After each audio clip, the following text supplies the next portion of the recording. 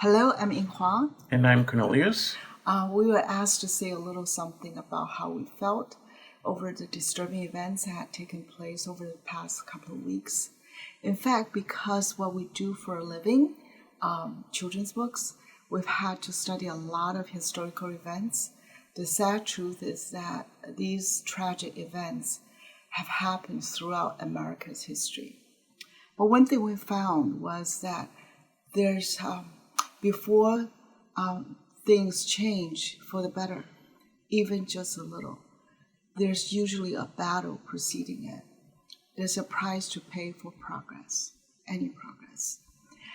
So, though we feel anger and sadness all in the same time, we are also feeling hopeful because we are seeing the next generation rising up to the call for change. We feel very strongly to fight, to change laws and bad behavior. And we encourage our children to do likewise, go to rallies and speak up for justice. But we also feel to encourage them to strive for excellence. And we admonish that ourselves as well. Because we feel before they are called to lead their generation, and before we change our world, we have to be equipped. And as far as what we can do as Christians, we believe that prayer is first and foremost.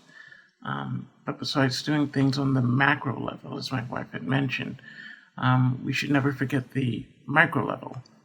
With that, we're reminded of the parable of the sower and the seed.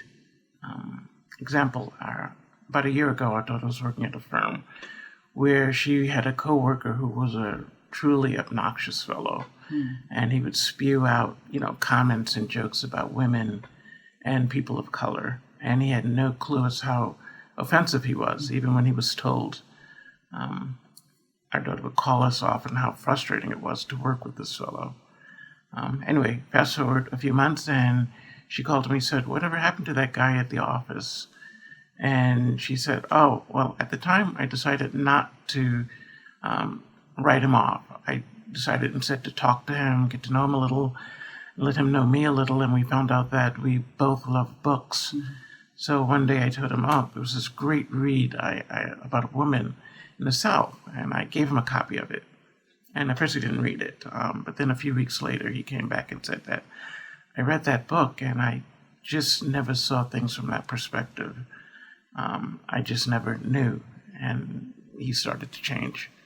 My daughter never preached at him.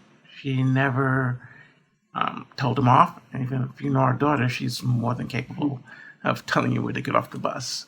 But now she invested in him. And we feel that God would have us to do the same. Now, not every seed will yield a crop, but some will. And we feel that God would have us to do this.